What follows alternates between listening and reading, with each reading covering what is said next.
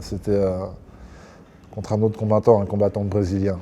Il rentrait avant moi et c'était un très bon son. Et donc ouais, on appelle ça le couloir de la mort parce que c'est le couloir où c'est tout noir et t'arrives dans l'arène et tout, comme les gladiateurs à l'époque. Et puis moi je demande le son parce qu'il était très bon. Et je sais qu'on a eu la même pensée avec mon coach, j'ai dit Shazam, Shazam. Je lui ai demandé de Shazamer le son parce qu'il est très bon. C'est ultra effrayant. Je pense que c'est très effrayant d'affronter un mec qui est aussi détaché. On dirait limite qu'il est inconscient de là. Puisque, mine de rien, Francine Ngannou profite de ce qu'on appelle l'effet Tyson. Tyson arrivait pour combattre contre toi, tu étais déjà battu à 50% parce que c'était Tyson. Mais cet effet-là n'a pas d'effet sur Cyril.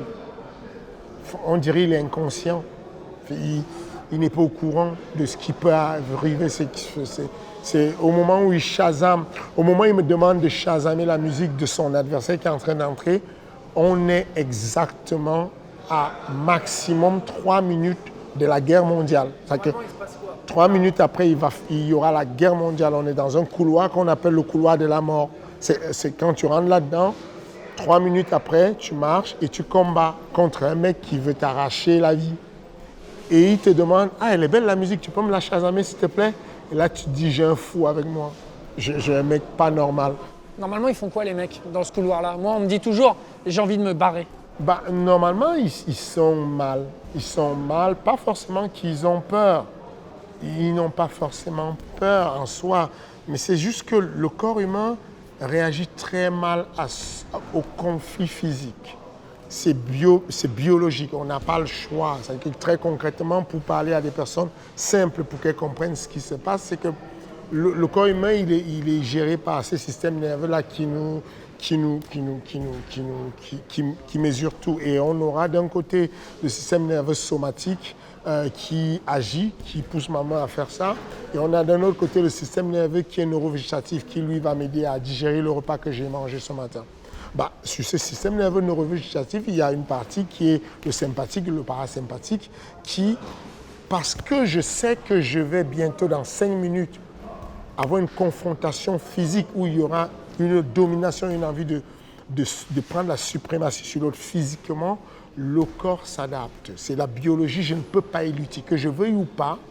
D'ailleurs, c'est le principe du test de mensonge. C'est que parce que je sais que je dis quelque chose qui n'est pas vrai, l'oscillographe bouge différemment et donne des informations.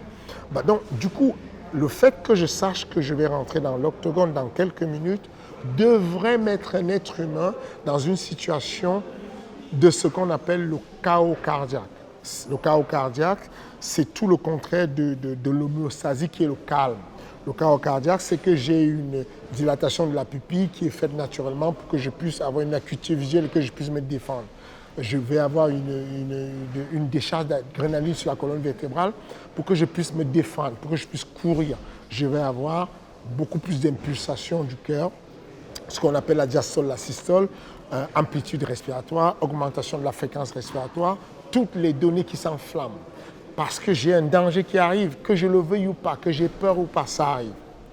Mais quand tu es avec Cyril, tu as l'impression qu'il n'est pas humain. C'est-à-dire que, alors il y a des gens qui s'entraînent à le faire, hein, des gens qui font les tireurs d'élite par exemple, ou des grands pilotes s'entraînent à gérer la respiration et faire ce qu'on appelle la cohérence cardiaque pour ne pas se mettre dans ces situations. Et lui, naturellement, sans faire des exercices de cohérence cardiaque, il est cohérent, il est posé.